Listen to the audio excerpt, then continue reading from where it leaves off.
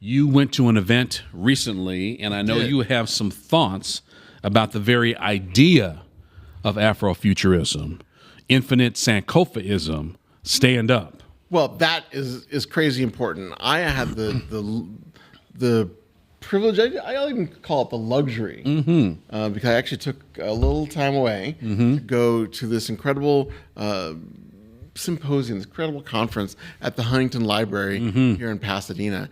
And dear listener, if you're not familiar with them, it's actually the former estate of a railroad baron. Oh, it's an estate.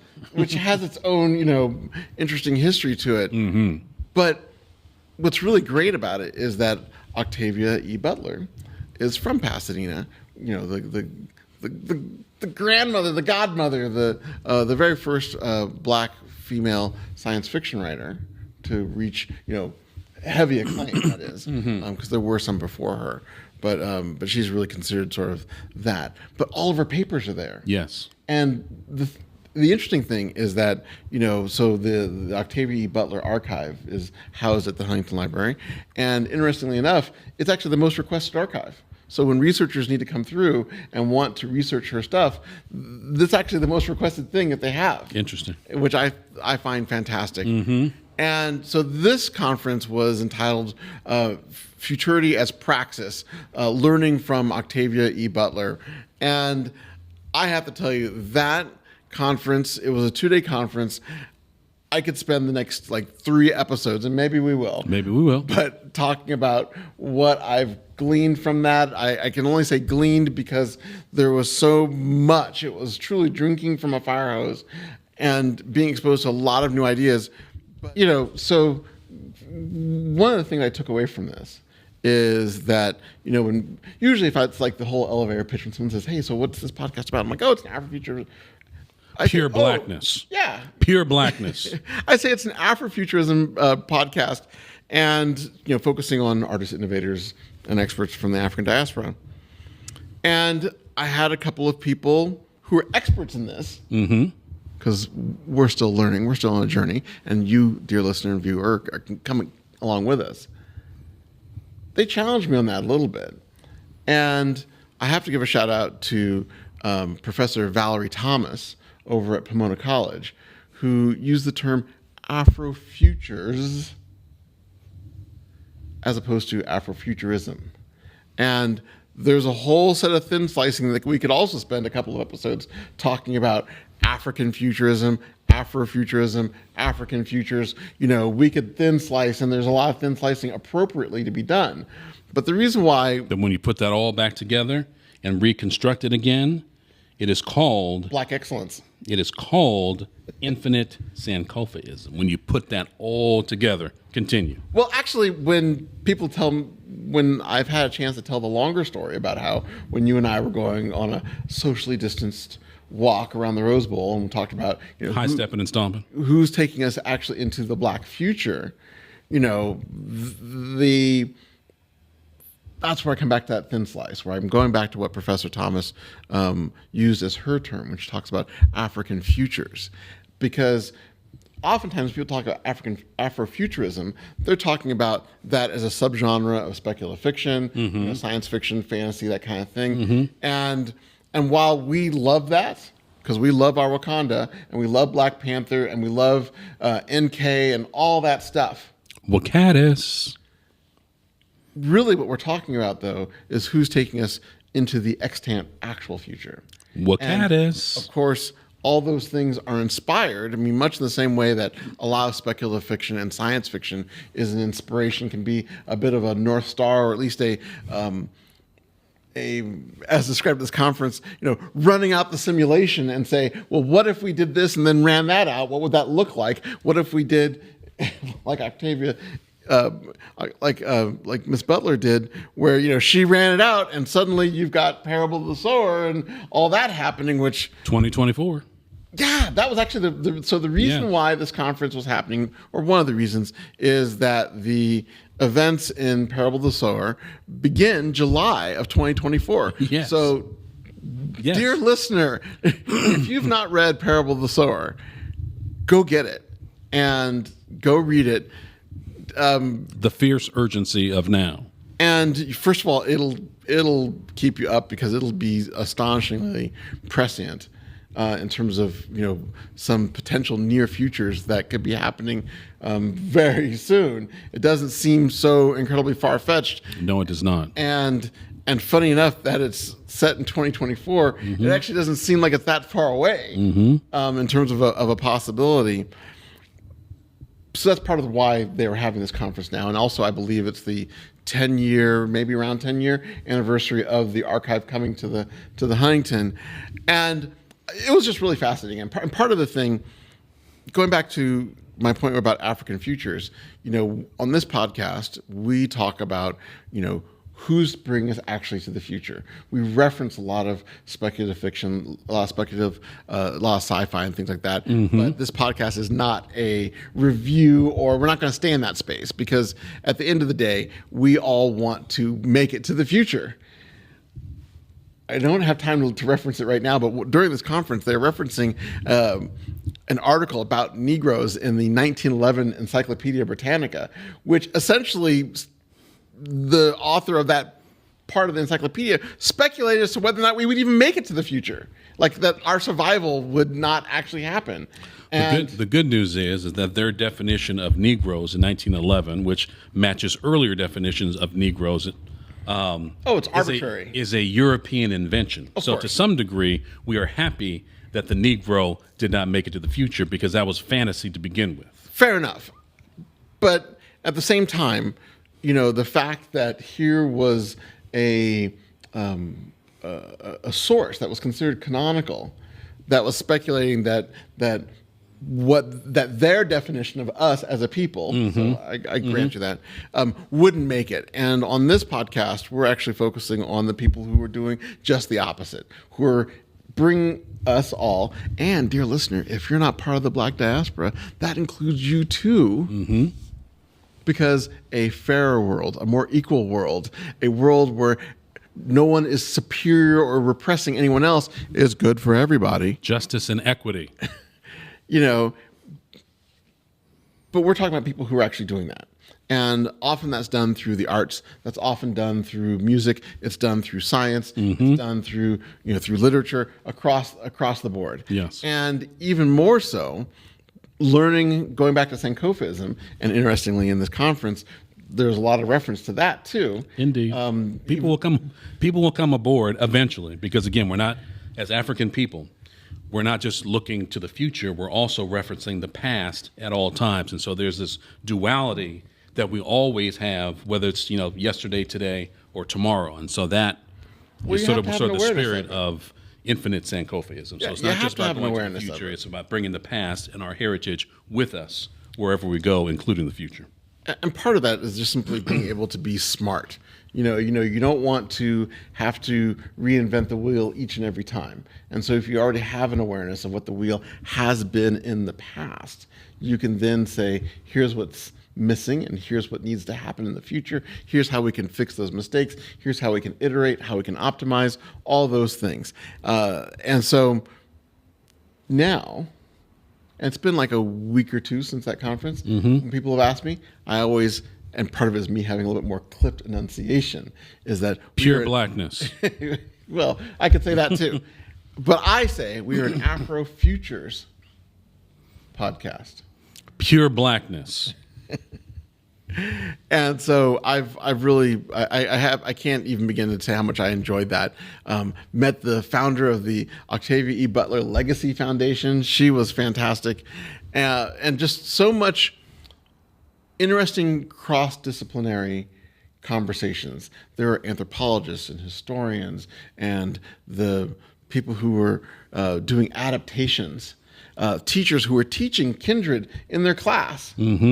And then the conversations from people in the audience, it was incredibly fantastic. Love it. And part of it for me was a chance to be in a pure academic environment, even just for a moment, to where in my world, usually if I'm researching something, there's like direct, immediate application. How am I going to put this into practice? How can I bring this back to my clients? I need an answer right this second, and the answer is yes. And so just having a moment for me just to step back and be in a space that is not, anthropology, not my wheelhouse, history more yours than mine, and Zora Neale Hurston, stand up. And just to have a chance to be a part of that and to sort of soak in it. And you'll hear me reference this conference a few more times and reference some of the wonderful people that I had the chance to meet. We're going to get a couple of them on the show, so that's coming up. Yes. So I won't give any spoiler alerts to any of you. You'll just have to stay tuned in. And then I'm not sure if anyone, I know it was recorded, but I'm not sure if the Huntington will be letting that out or not, or what they're going to do with it. I just got a bootleg copy from the barbershop. It's okay. There might be a bootleg copy somewhere, but I would definitely say, dear listener, it's in the trunk of somebody's Cadillac right now. if you're in the Pasadena area, definitely go check it out. There actually is a current exhibit at the Huntington with regards to Octavia E. Butler, but also you can go to their website, huntington.org, and you can punch up their archive. You'll see hundreds of boxes. So everything from partial pieces of the manuscript, some unpublished Earthseed verses are in there, all the way down to like her receipts or her shopping list from Target.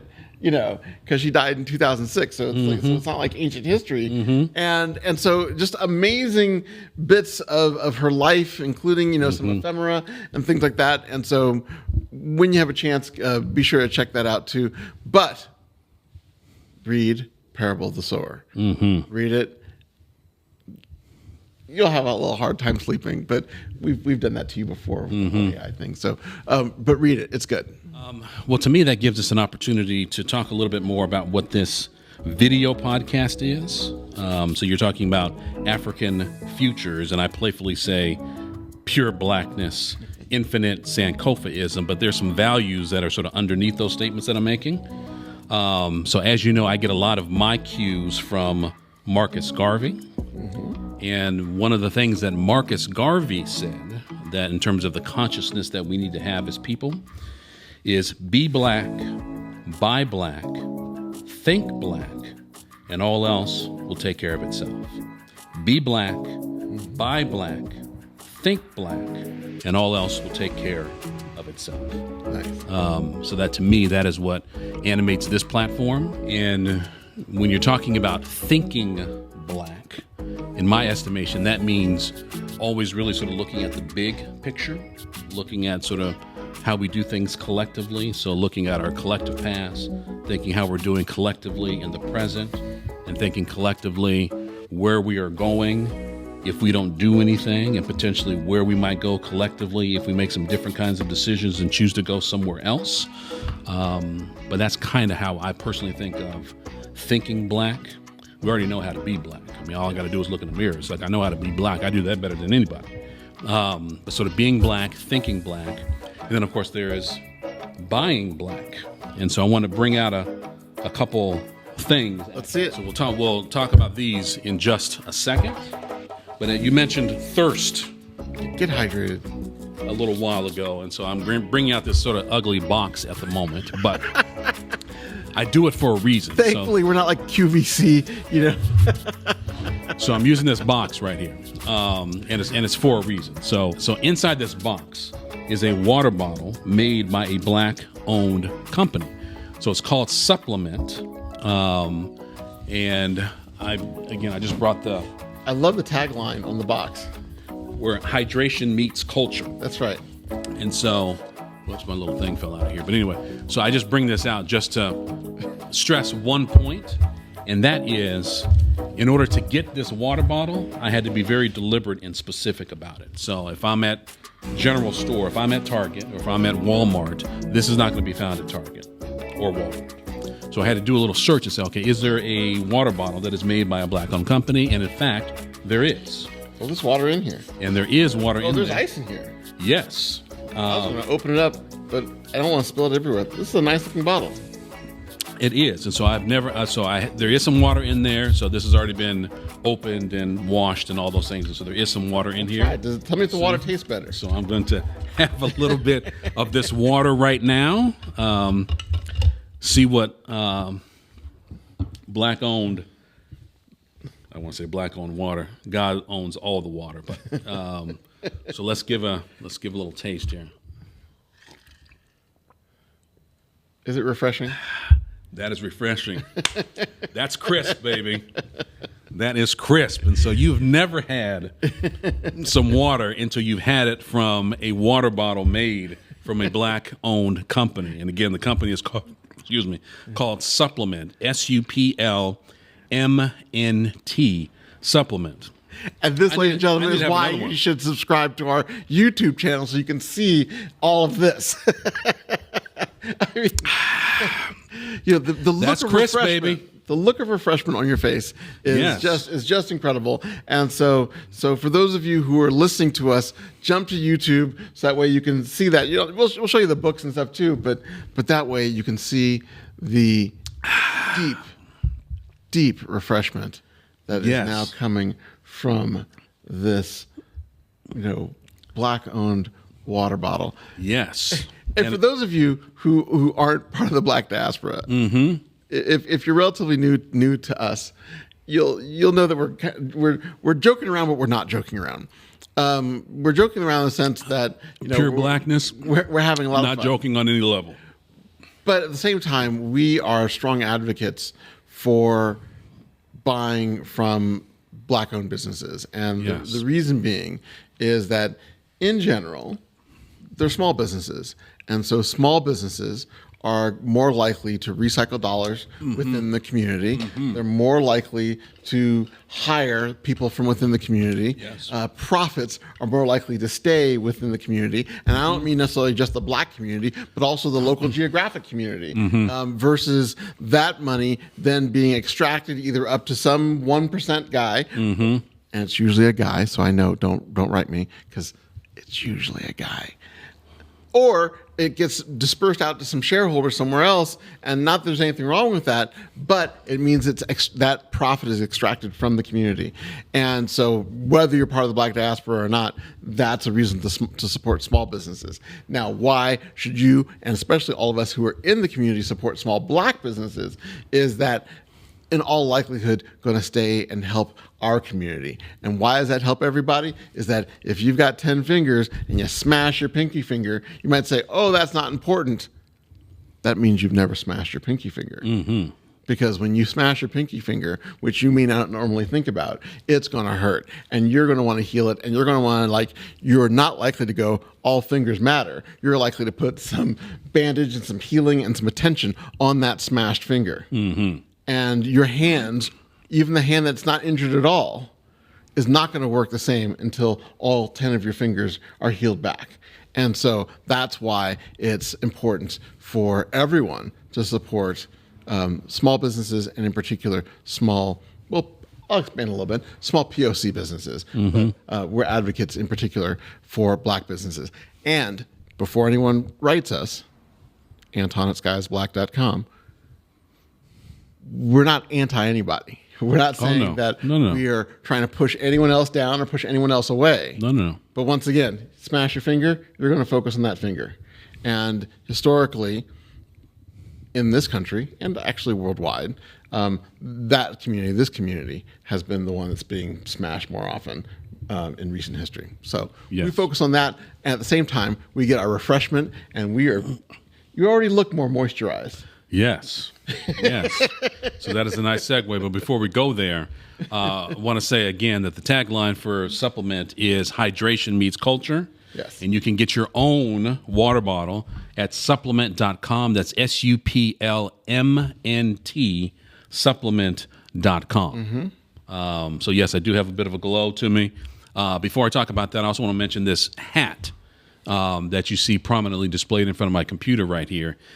We talked about this before in an earlier episode. So this is made by a company called Actively Black, and they are a great company. So Actively Black is a brand built for the sole purpose of uniting, uplifting, and reinvesting back into the black community. So you can learn more about them at activelyblack.com.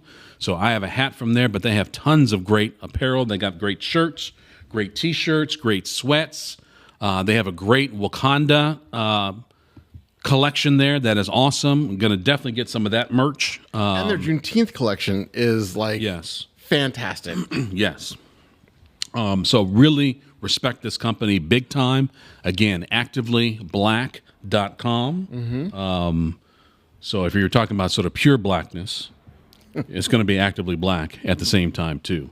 So in addition to these two things, activelyblack.com, SUPLMNT.com, we talked about hydration. So you are familiar with this particular product here. And so I was at Target. And so I definitely want to give a shout out to Target because it makes it easy to find and purchase Black-owned products. Really appreciate them. Much easier than it is at Walmart or some other kinds of national chains there. So big ups to Target.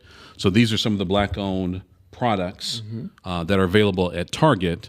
And so this is a ultra-rich body butter for infants. So there's a new baby in our family and a new one on the way. And so this will make it to that particular household as an expression of love. And this I will probably give to my mother. This is Daily Hydration Body Oil, Coconut Milk, and Acacia Senegal. I have to say a couple of things. One, first of all, real quick about Target. Yeah. They're a good example. Once again, talking about like if you're not part of the Black diaspora, why support these sorts of things? They make money. I mean, let's just be the bottom line. They're making money by having these products, and they're great products. Recently, we've talked about this before, but we actually started running a little low on. So refreshed. So refreshing. We started running a little low on bathroom tissue, and you know, one of the nice things about going to Target is that they actually have a lot of these things where you can buy one-offs. So you can buy a one-off of this body butter, one-off of the moisturizer, one-off on real paper products, things like that. And so that way you can try it. Because, I mean, at the end of the day, if you don't like it, then don't buy it, right? But if you go directly to shea butter, you often have to buy like a case, or you have to have, you know, X amount for free shipping or whatever. And so you can just go to Target and just get it. And so, yeah, some of the profit goes to Target. Nothing wrong with that, because it was awfully convenient when we were starting to run a little low. But at the same time, then moving forward, you can then become an ongoing customer and then buy and take advantage of savings and promotions and whatever else promo codes they send you, that whole thing. So we used Proudly when our children were small, and we loved it. I mean,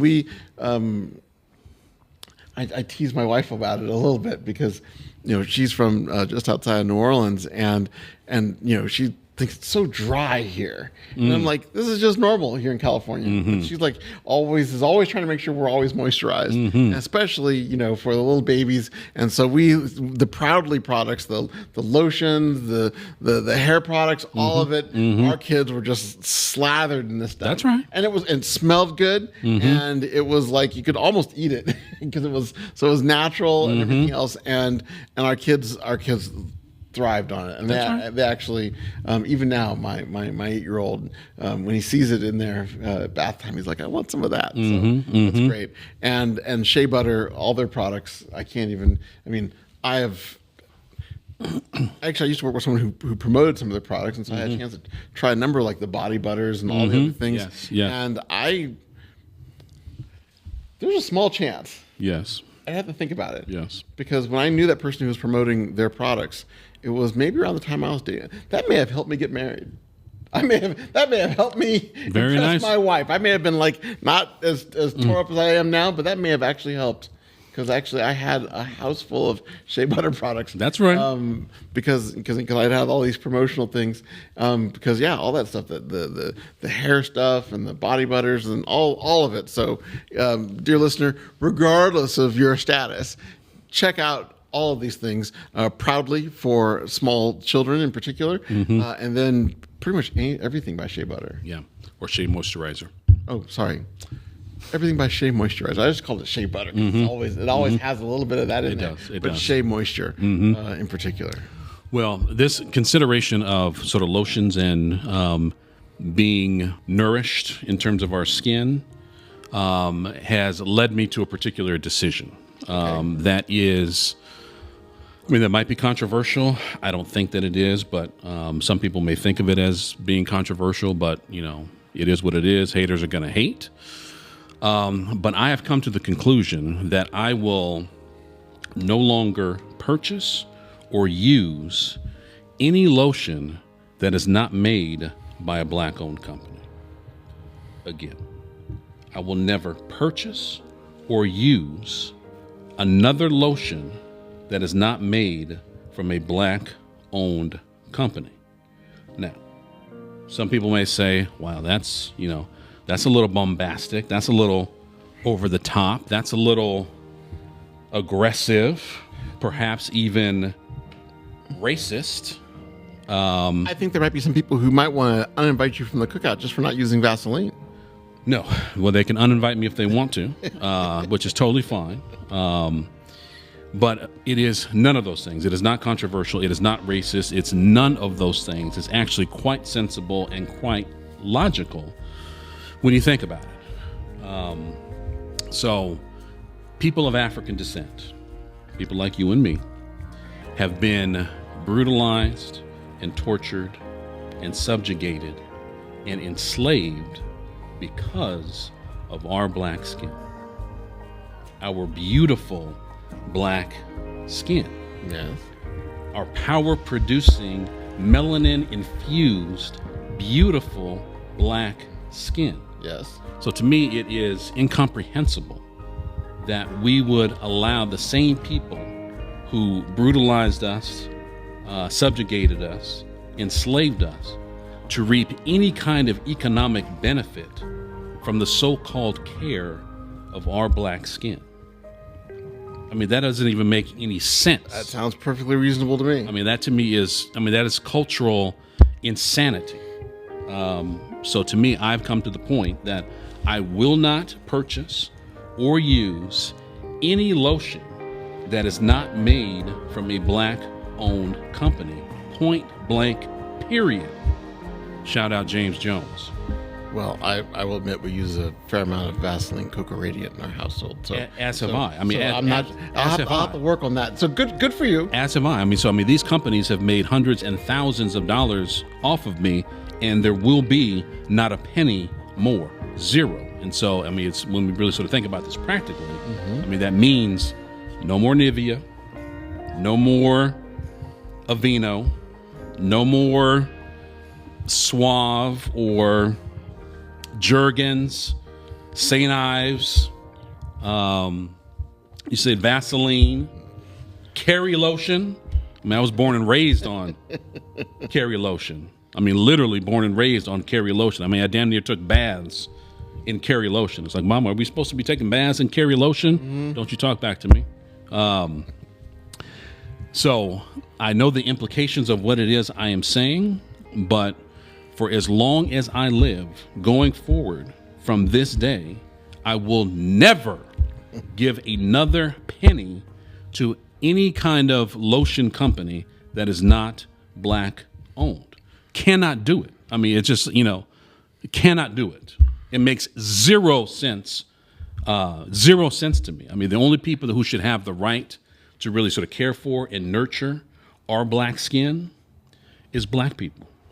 Not giving a dime to anybody other than black people when it comes to the care of, again, our beautiful black skin.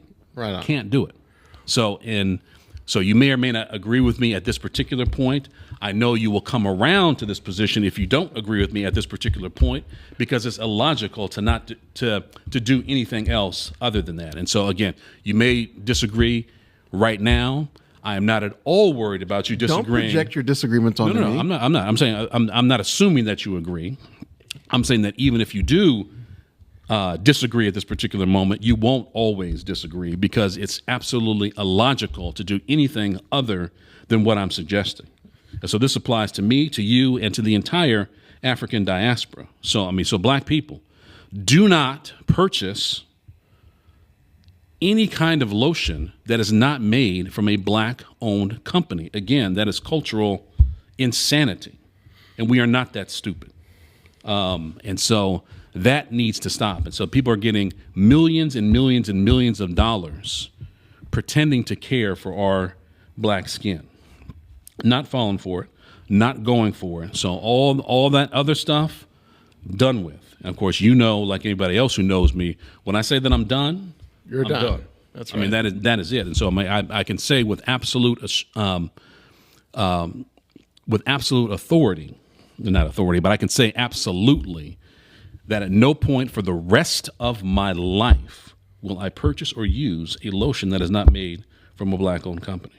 Period. Now, so the question is, what products am I going to be using? So Shea Moisturizer obviously will be one of them because this is a black-owned company. But I will have to investigate and find others. So if you are watching this right now and you want to share with me some of your recommendations, please do so, because that is what this whole platform is about. We want to be black, we want to buy black, think black, and hopefully all else will take care of itself. Although I don't fully agree with that statement, because I think there's one thing missing.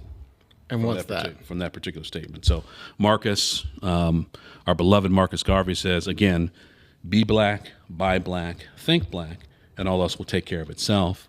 The thing that's missing, in my view, is it should be black, buy black, think black, and link black, and all else will take care of itself. Because I think just sort of thinking black is not enough. We need to go to that extra step and say that we are all in this together. And so the link is significant because obviously there was a time when we were linked together in chains as part of our enslavement. But the beauty of what we're doing right now, it certainly can do as a global African diaspora, is choose to be linked together. Shout out to the links here in Pasadena. Mm-hmm. So to me, it needs to be black, buy black, think black, and link black, and all else will take care of itself. And so I'm actually sort of reminded of, you ever see that Sidney Poitier movie where he is handcuffed to, so he and another guy are sort of prisoners that escape from prisoner, and they're handcuffed together.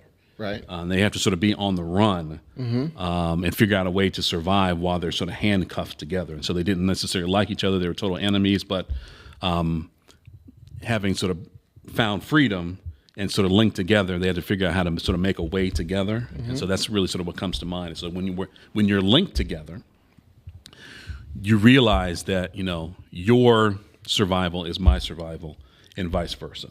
And so it's only to me when we're actually linked together that we really start to think clearly. It's like, okay, you can't die on me right now because that means that I'm going to die too.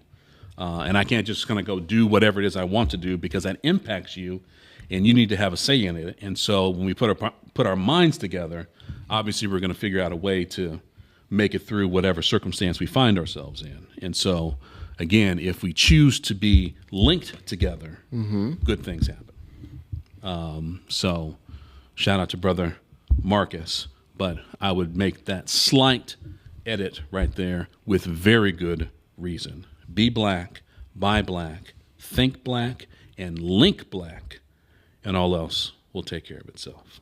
So that's my posture from a very moisturized point of view. Well, I have to tell you, this is probably no better time in our time, certainly in our lifetime, for you to embark upon this. To be clear, yes, I don't disagree with you at all. I think that there are some wonderful products out there. There are, and that's we need to be supporting those products. I want to give a shout out to the folks at Bevel for when you talk about your skin care, your shave care. They have wonderful products. They do that are there, and it's one of those things to where as we've been going on our own journey. And for those of you who go back and listen to some of our older Year of Ujamaa, which is still going on. Vintage, baby. You can listen to some of those episodes and hear about how we've tried to adopt those things into our household in a sustainable level. Yes. And, with us, with 2 kids and a wife and everyone wanting to do their thing.